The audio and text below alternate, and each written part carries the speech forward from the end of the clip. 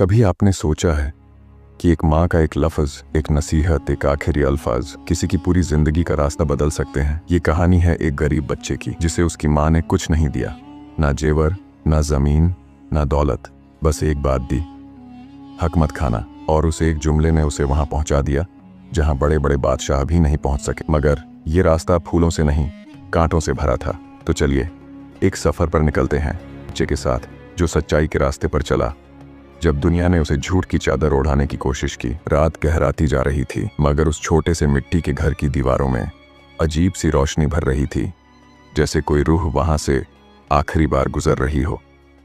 उस कमरे में जहां छत से टपकती बूंदें कभी कभी बेटे की किताबों को भीगने से नहीं रोक पाती थीं, आज एक खामोशी पसरी थी। जैन, 10 साल का वो बच्चा, अपनी माँ के सीने से लिपटा बैठा था। उसकी माँ बीमार थी, कमज़ोर थी, मगर उसकी आंखों में आज भी वो रोशनी थी जो दुनिया को दिखा सके कि सब्र किसे कहते हैं। जैन, उसकी माँ की आवाज़ उस चादर से भी धीमी थी जो अब उसकी आखिरी सांसें ढांक रही थीं। बेटा, मैं तुम्हें कोई दौलत नहीं दे सकती, कोई जायदाद नहीं है मेरे पास, बस एक बात याद रखना। वो रुकी, आंखें बंद हुईं और फिर खुलीं। हक मत खाना। जैन की रगों में वो जुमला जैसे खून बनकर दौड़ गया। बाहर हवाएं सर्द हो चली थीं और अंदर एक रिश्ता हमेशा के लिए खामोश हो गया। माँ अब नहीं रही थी, मगर उसकी बात, उसके लहजे की गूंज जैन के कानों में जैसे हमेशा के लिए बस गई थी। अगली सुबह जब पूरा मोहल्ला जनाजे में शामिल हुआ, सबने एक ही बात कही, अल्लाह इस बीबी को जन्नत दे, बड़ी पाक औरत थी। मगर अब जैन अकेला था। उसका कोई भाई नहीं था, ना बाप का कोई नाम याद था। मोहल्ले के लोग कभी तरस खाकर रोटी दे देते, कभी कपड़ा, लेकिन जैन ने किसी के सामने हाथ नहीं फैलाया। माँ की मिट्टी से भरी हुई कब्र के सामने बैठकर उसने एक वादा किया, मैं किसी का हक नहीं छीनूंगा, ना झूठ बोलूंगा, ना चोरी करूंगा, चाहे भूखा मर जाऊं। और उस वक्त एक हवेली से निकला हुआ गाड़ीवान जैन को देख रहा था, जिसने उस बच्चे की आंखों में माँ की रूह को तैरते देखा। उसी दिन से जैन ने वो करना शुरू किया जो कोई बच्चा अपने लिए शायद ना करे, बूट पॉलिश करना, गलियों में पानी बेचना, मस्जिद के बाहर जूते संभालना। मगर हर बार वो एक चीज़ नहीं करता, किसी को धोखा नहीं देता। एक बार एक साहब ने उसे 20 का नोट दिया और कहा, बेटा 10 का ही लो, बाकी रख लो। जैन ने मुस्कुराकर कहा, मेरी माँ ने सिखाया है, हक मत खाना, बाकी आपका है। उस साहब की आंखें भर आईं। उन्होंने पूछा, कौन थी तुम्हारी माँ? जैन ने नीचे देख लिया, मगर जवाब में सिर्फ इतना कहा, एक ऐसी औरत जो आज भी मेरी रगों में जिंदा है। और जैन चल पड़ा अपने सफ़र पर, जो अब शुरू हो चुका था, हक और सच्चाई की राह का सफ़र। जैन की उम्र अब 12 बरस की हो चली थी। वक़्त ने उसके चेहरे पर अभी तक मासूमियत की परछाइयाँ छोड़ी थीं, मगर उसकी आंखों में अब वो ठहराव था जो उन बच्चों की आंखों में आता है जिन्होंने बचपन से पहले ज़माना देखा हो। वो सुबह का वक्त था, आसमान पर बादल छाए थे और मोहल्ले के हर घर से रोटियों की महक उठ रही थी, मक्खन, प्याज और कभी कभी हल्की सी सब्जी की खुशबू। जैन उस दिन भी अपने पुराने झोले को कंधे पर लटकाए गलियों में पानी बेचने निकला था। एक बड़ा मिट्टी का मटका, एक मेटल का गिलास और बस उसकी रोजी की पूरी दुनिया। लेकिन उस सुबह कुछ अलग था। पेट पिछली रात से खाली था और वो दोपहर की धूप से पहले कुछ बेच नहीं पाया था। लोगों ने कहा, बादल हैं, हमें प्यास नहीं। और जय की निगाहें बस उन घरों के बंद दरवाजों को देखती रहीं जहां कभी उसकी माँ उसे भेजने से मना कर देती थी। बेटा, मांगना गरीबी नहीं, मगर किसी का हक खाना जिल्लत है। वो जुमला फिर से उसके कानों में गूंजा, लेकिन इस बार उस जुमले का सामना जैन की जलती हुई आंतों से हो रहा था। एक जगह पर वो रुका। एक बड़ी हवेली के बाहर बूट पॉलिश वाला बच्चा बैठा था। उसकी बगल में रोटी लिपटी हुई पड़ी थी और वो अभी अभी जायकेदार तरकारी खा चुका था। जैन ने नजरें फेर लीं। वहीं पास की मस्जिद की दीवार से टेक लगाकर वो बैठ गया और आंखें बंद कर लीं। सोचने लगा, काश माँ होती तो कहती, बेटा सब्र करो, अल्लाह देता है। लेकिन भूख जब पूरे जिस्म को झंझोड़ने लगे तो ईमान के हाथ भी कांप जाते हैं। तभी एक आदमी वहां से गुजरा, सादे कपड़े, हाथ में अखबार और चेहरे पर शांति। उसने जैन को देखा और पूछा, कुछ खाया है? जैन ने सिर हिला दिया। नहीं। आदमी ने जेब से कुछ सिक्के निकाले और बढ़ाए। ले लो, कुछ खा लो। जैन की आंखें उन सिक्कों पर नहीं, उस आदमी की आंखों पर थीं, जैसे पूछ रहा हो, ये मदद है या इम्तिहान? फिर उसने धीरे से मुस्कुराकर जवाब दिया, अम्मी ने कहा था, मुफ्त की चीज लेने से पहले देख लेना कि देने वाले की नीयत में हक हो। अगर उसमें एहसान का गरूर हो तो वो भी हक नहीं होता। आदमी कुछ देर तक खामोशी से उसे देखता रहा, फिर जेब से 2 रोटियां निकालीं जो उसने अपने बच्चों के लिए रखी थीं, और जैन को देते हुए कहा, ये मैं तेरे साथ नहीं, अपनी माँ के लिए रखे दे रहा हूं।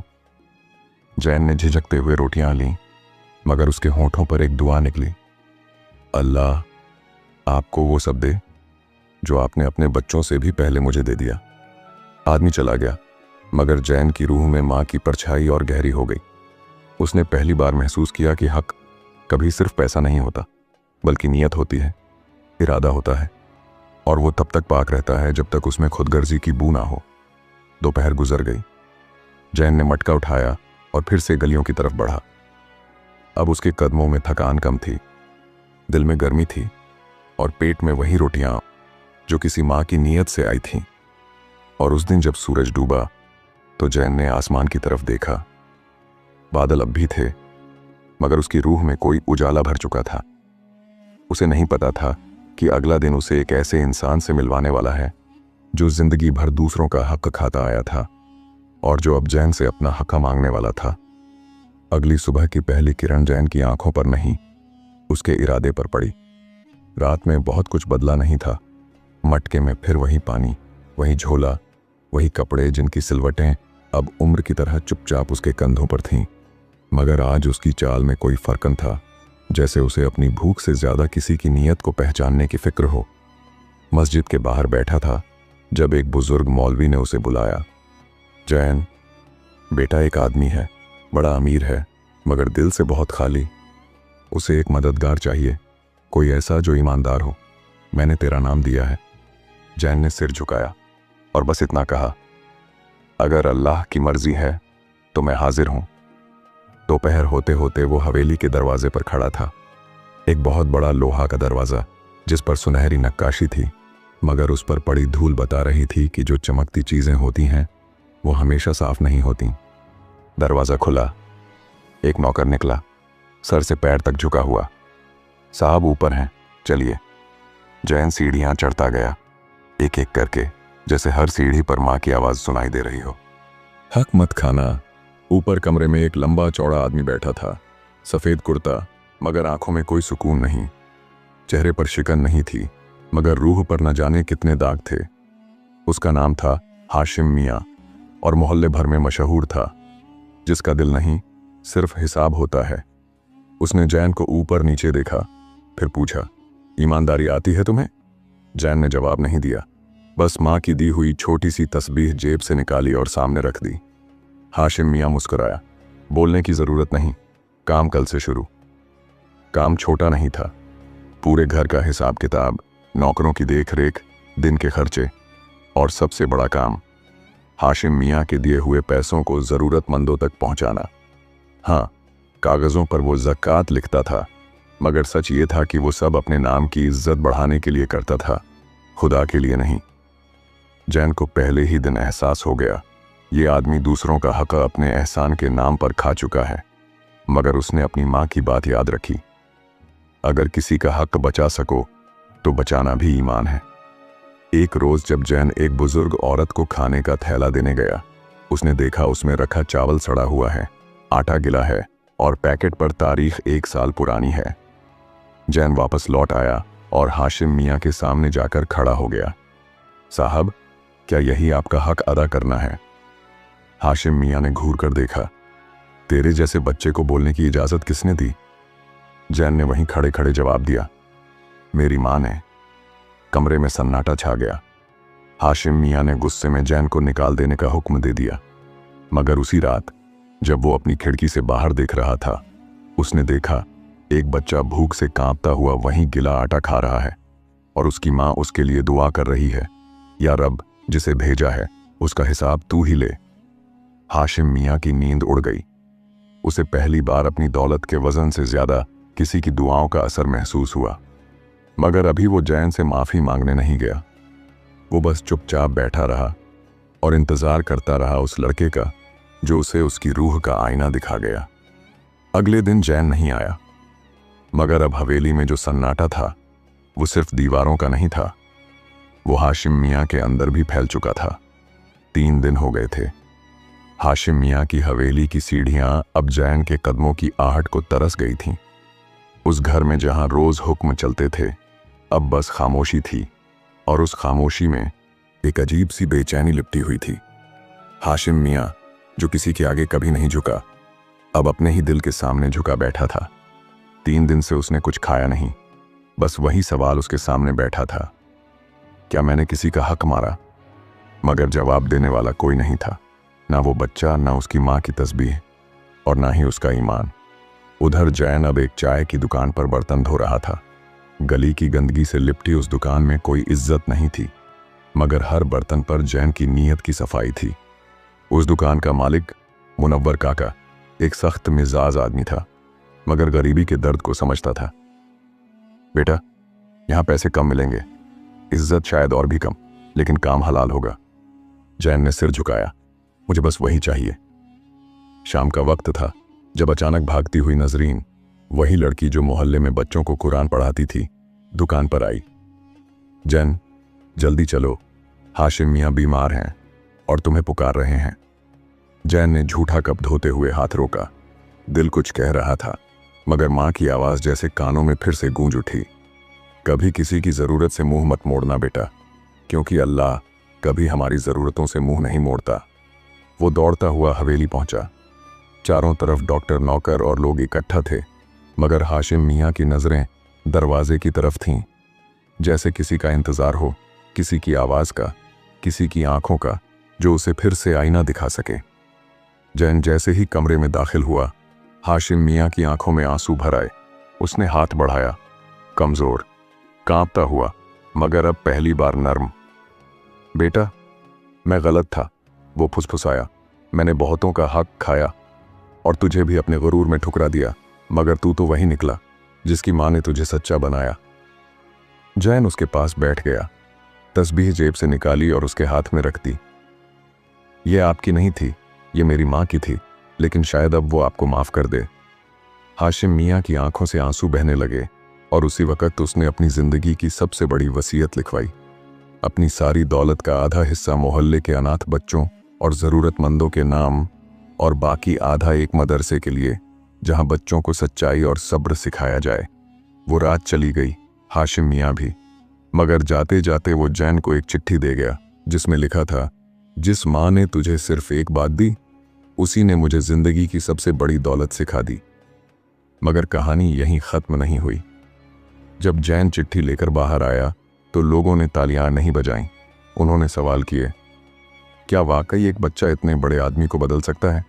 जैन ने सिर्फ मुस्कुराकर कहा, मैंने किसी को नहीं बदला, मैंने सिर्फ अपना हक अदा किया, किसी का हक नहीं खाया। मगर अब इम्तिहान और भी बड़ा आने वाला था। मोहल्ले में हवा अब बदली बदली सी थी। जो जैन कल तक बर्तन धोता था, अब हाशिम मियाँ की वसीयत का वारिस बन चुका था। उसकी जेब में कोई सोना नहीं था, कोई हीरा नहीं, मगर उसके नाम पर दर्ज था एक ट्रस्ट, एक मदरसा और कुछ ऐसी जमीनें जिनकी फाइलें देखकर बड़े बड़े सूट पहनने वाले कांपते थे। मगर ये दौलत उसकी नहीं थी, ये एक जिम्मेदारी थी, एक भरोसा था, और सबसे बढ़कर एक इम्तिहान था जो सीधे माँ की दी हुई तालीम से टकरा रहा था। शुरुआत में सबने दुआ दी, अल्लाह ने तुझे नेक काम के लिए चुना है बेटा, तेरी माँ की रूह को सुकून मिलेगा। मगर जैसे जैसे कागज पर दस्तखत हुए, बैंक के दरवाजे खुले और जमीन की नक्शे फाइलों में उभरने लगे, चेहरे बदलने लगे। सबसे पहले आए थे वो रिश्तेदार जो माँ के जनाजे पर नहीं आए थे, चचा, ताया, मामा, सब। बेटा, तुम्हारी माँ तो मेरी फूफी थी, हमने तुम्हें गोद में खिलाया था और साथ में लिफाफा थमाया। ये ट्रस्ट में हमारे नाम से कमरा रखवा देना। जैन मुस्कुराया नहीं, इनकार भी नहीं किया, बस आंखें बंद की और माँ की आवाज़ सुनी, हक मत खाना और किसी को अपना हक बनाने मत देना। इसके बाद आए वो लोग जो धर्म के नाम पर जैन से ज्यादा ईमान के ठेकेदार बन बैठे थे। तू कौन होता है ये तय करने वाला कि पैसा कहाँ जाए? तेरी उम्र क्या है? तुझे तिजारत नहीं आती? ये दौलत किसी बड़े के हाथ में होनी चाहिए। एक दिन किसी ने मदरसे की दीवारों पर कोलतार फेंक दिया, ये लड़का नहीं, लूट है। दूसरे दिन बैंक मैनेजर ने बताया कि कुछ फर्जी दस्तावेज आए हैं जिन पर जैन की नकली मुहर लगी है। और तीसरे दिन एक छोटी सी बच्ची का दाखिला रद्द कर दिया गया, सिर्फ इसलिए कि वो जैन के नाम से जुड़ी थी। जैन टूटा नहीं मगर झुका जरूर। वो एक रात मस्जिद की सबसे आखिरी सफ में बैठा था, सिर झुकाए। आंसू आंखों में थे मगर बाहर नहीं निकले। उसने बस यही दुआ की, या रब, अगर ये सबक तूने मुझे दिया है तो सब्र भी तू ही दे। तभी पास बैठे एक बुजुर्ग ने उसे देखा, वही जो कभी उसकी मां के जनाजे में सबसे पीछे थे। उन्होंने पूछा, बेटा तू परेशान है? जैन ने जवाब नहीं दिया, मगर बुजुर्ग ने कहा, जब तुझे दौलत मिली थी तो लोग तेरा नाम लेने लगे, मगर जब तू भूखा था तब अल्लाह तेरा नाम लेता था। उस रात जैन ने एक कसम खाई, अब मैं दौलत को हाथ नहीं लगाऊंगा, मैं बस उसकी निगरानी करूंगा। मैं खाऊंगा वही जो मेरे हाथ की मेहनत से आएगा।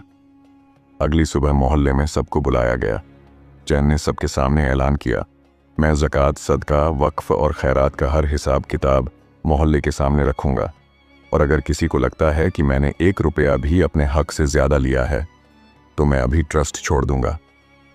लोग चुप थे, कुछ सिर झुकाए खड़े थे, कुछ शर्मिंदा, मगर कुछ अब भी चुपचाप नए फरेब बुनने लगे थे। जो जैन का सबसे करीबी कहलाता था मगर उसकी पीठ पर सबसे गहरा वार करने वाला था। लड़का जो अक्सर जैन के साथ मस्जिद की पहली सफ में बैठता था, जिसने जैन की मां के इंतकाल पर उसके कांधे पर हाथ रखा था और जिसने हमेशा कहा था, जैन, जब अल्लाह देता है तो लोगों की नीयत बदल जाती है, मगर हम दोस्त हैं, हमारे दरमियान कभी शक नहीं आएगा। उसका नाम था रईस। रईस कोई मामूली लड़का नहीं था। वो मोहल्ले के सबसे पुराने घर का बेटा था, पढ़ा लिखा, तेज और बातों में मिठास ऐसी कि लोग उसे नजरों से नहीं दिल से पहचानते थे। जब जैन को हाशिम मियाँ के ट्रस्ट का जिम्मा मिला तो रईस ही था जिसने कहा, मैं तेरे साथ हूँ, हिसाब किताब, दस्तावेज, बैंकिंग सब मैं देख लूंगा, तू बस दिल से काम कर। जैन के लिए यह भरोसे की बात थी। वो अकेला था, माँ के बाद कोई सगा नहीं था, और रईस वो एक दोस्त नहीं, भाई बन गया था। जैन ने बैंक के डॉक्यूमेंट्स पर रईस का नाम बतौर ट्रस्टी डलवाया। लोग बोले, सोच समझ कर करना बेटा, दौलत रिश्ते खा जाती है। जैन ने मुस्कुरा कर कहा, माँ ने तो यही सिखाया है, हक मत खाना, और अगर कोई खाए तो खुदा देख रहा है। मगर जिंदगी सिर्फ नीयत से नहीं चलती, नीयत के इम्तिहान से चलती है। 3 महीने बीते, मदरसा बन रहा था, अनाथालय की दीवारें उठ रही थीं, लोगों को राशन बंट रहा था। जैन का नाम शहर तक फैल चुका था, मगर रईस अब कम दिखने लगा। कभी कहता, बैंक में काम है, कभी बाहर मीटिंग है, और कभी तेरी इज्जत का बोझ मुझे भी उठाना पड़ता है। जैन ने सवाल नहीं किया। वो अब भी माँ की तस्बीह को जेब में रखकर चल रहा था, मगर वो नहीं जानता था कि उसी तस्बीह की रोशनी से अंधेरे लोगों को चुभने लगी है। एक शाम जैन को बैंक से एक चिट्ठी मिली। ट्रस्ट अकाउंट से पिछले 2 महीनों में कुल 7 लाख रुपए 3 निजी खातों में ट्रांसफर हुए हैं। जैन की आंखों में जैसे बिजली गिर पड़ी। दस्तावेज खोले गए, हर लेन देन पर रईस की डिजिटल साइन थी। वो दोस्त, वही जो कभी नमाज में उसके पीछे खड़ा होता था, अब उसकी पीठ में छुरा घोंप चुका था। जैन ने किसी से कुछ नहीं कहा। वो सीधे उस पुराने मैदान में पहुंचा जहां बचपन में दोनों पतंग उड़ाया करते थे। वहीं रईस पहले से खड़ा था, जैसे जानता था कि जैन आएगा। क्यों किया ये सब? जैन की आवाज कांपती नहीं थी, मगर आंखें नम थीं। रईस ने पहले तो कुछ नहीं कहा, फिर मुस्कुराया, एक नकली मुस्कान, और बोला, तू तो अल्लाह वाला बन गया। जैन, तेरी भूख ने मेरा भरोसा खा लिया, जैन ने कहा। रईस फिर बोला, भरोसे की बात मत कर, तुझ पर तो मोहल्ले ने भरोसा किया, मैंने नहीं। मुझे अपना हिस्सा चाहिए था, वो जो तुझे बिना मेहनत के मिल गया। जैन चुप रहा, फिर जेब से वही तस्बीह निकाली, माँ की, और जमीन पर रख दी। ये हिस्सों की दुनिया नहीं है रईस, ये उस माँ की दुनिया है जिसने मुझे सिखाया कि हक मत खाना। अब मैं तुझे सजा नहीं दूंगा, तुझे वक़्त देगा, जो तेरी रूह का हिसाब करेगा। जैन ने पुलिस को नहीं बुलाया, न मोहल्ले में रईस को बदनाम किया, मगर उसने ट्रस्ट की ओपन बुक्स जारी कर दी, हर लेन देन, हर पैसा पब्लिक के सामने, और लिखा, मैं भी इंसान हूं, धोखा खा सकता हूं, मगर मैं अल्लाह का बंदा भी हूं जो हक नहीं खा सकता। अब मोहल्ला हैरान था कि जिसने सबके लिए सब्र दिखाया, उसने अपने लिए भी रहम क्यों मांगा। फजा में अब पहले जैसी मोहब्बत नहीं थी। मोहल्ले की गलियां जहां पहले लोग जैन को देखकर सलाम करते थे, अब वहां निगाहें झुकने लगी थीं, या फिर सीधी आंखों में शक लिए तीर बनकर चुभती थीं।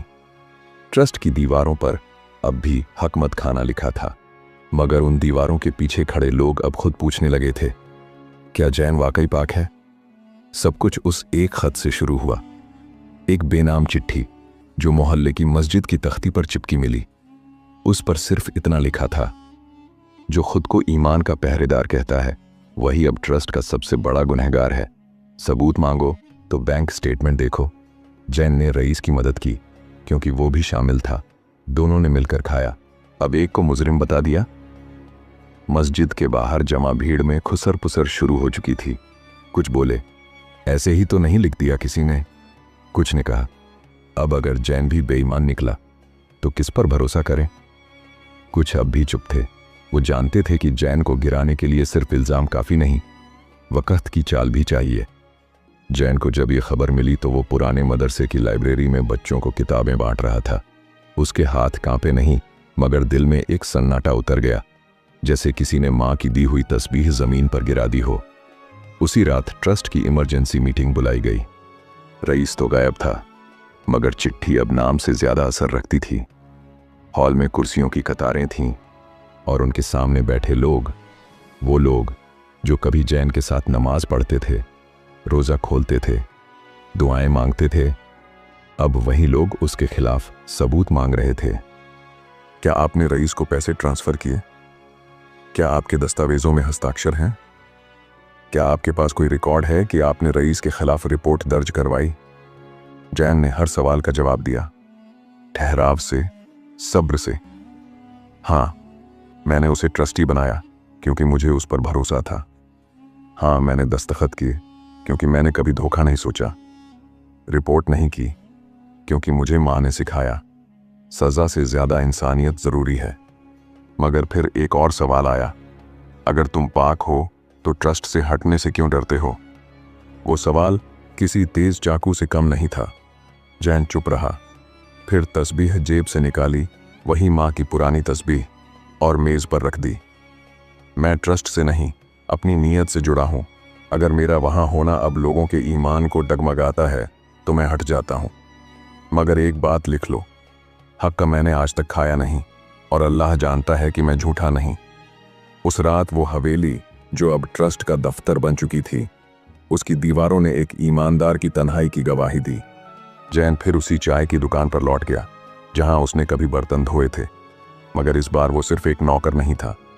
वो था जिसे लोग अब गिरा हुआ कह रहे थे, मगर उसे अभी पता नहीं था कि अल्लाह ने उसके लिए एक और रास्ता रखा है जो मोहल्ले के बाहर जाता है, वहां जहां उसका नाम नहीं, उसकी सच्चाई पहचानी जाती है।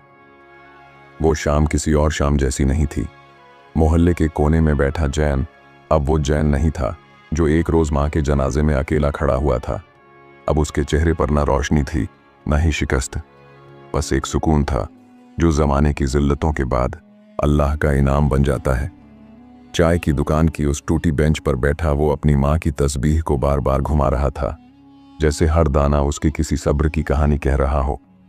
उसी वक्त एक सफेद दाढ़ी वाला बुजुर्ग दुकानदार से चाय मांगता हुआ वहां आ बैठा। उनकी आंखों में ठहराव था, लहजे में वो तर्ज जो किताबों में नहीं, उम्र में मिलता है। तुम ही जैन हो? उन्होंने पूछा। जैन ने सिर हिला दिया, आदब से सलाम किया।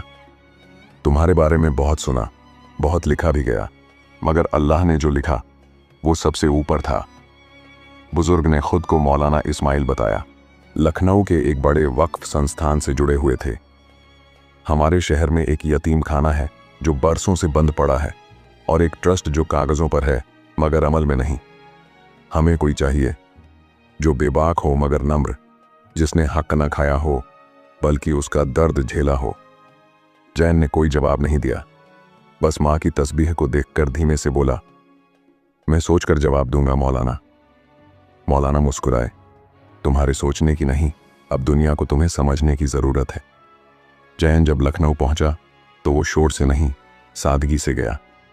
न साथ में कोई सामान था, न शान, लेकिन वहां की गलियां उसकी सच्चाई का स्वागत करती थीं, जैसे किसी पुराने मेहमान को पहचानती हो। वो यतीम खाना जिसकी छतें टपकती थीं, दीवारें झड़ चुकी थीं, धीरे धीरे फिर से बच्चों की हंसी से गूंजने लगा। जैन ने वही काम किया जो उसकी मां ने उसे सिखाया था, एक एक पैसे का हिसाब, एक एक रोटी की इज्जत और हर बच्चे की मुस्कान की हिफाजत। 6 महीने बाद लखनऊ का यतीम खाना एक मिसाल बन चुका था और उसी वक्त मोहल्ले से एक खत आया। रईस गिरफ्तार हो चुका था, फर्जी दस्तावेज, हेरा फेरी और ट्रस्ट की रकम की चोरी में। मोहल्ले के लोग अब जैन को याद कर रहे थे। वो सच्चा था, हमें देर से समझ आया, मगर जैन लौटने नहीं गया। उसने अपनी मां की तस्बीह को एक छोटे से शीशे के केस में रखकर यतीम खाने की लाइब्रेरी में रखवा दिया, एक ताबीज की तरह। नीचे एक तख्ती लगी जिसे मां ने दिया और उसने कभी किसी का हक नहीं लिया। प्यारे दोस्तों, इस कहानी ने हमें सिखाया कि सच्चाई हमेशा शोर नहीं करती, मगर उसका असर सदियों तक रहता है। जैन की मां ने जो एक बात सिखाई, हक मत खाना, वही उसकी सबसे बड़ी दौलत बन गई। इस दौर में जहां हर चीज बिकती है, वहां जो बिकता नहीं वही वाकई की दौलत है। तो अगर आप भी जैन की तरह कोई बात दिल से निभाते हैं तो यकीन मानिए, अल्लाह हर उस आंसू का हिसाब रखता है जो आप किसी के हक में गिराते हैं। और अगर ये कहानी आपके दिल को छू गई हो तो बस एक छोटा सा अमल कर लीजिए, हमारे चैनल को सब्सक्राइब करिए, ताकि हम ऐसे ही दिल से निकले किस्से फिर आपके दिल तक पहुंचा सकें। क्योंकि शायद किसी और की मां भी अपने बच्चे से यही कहती हो कि चाहे कुछ भी हो जाए, मगर किसी का हक मत खाना।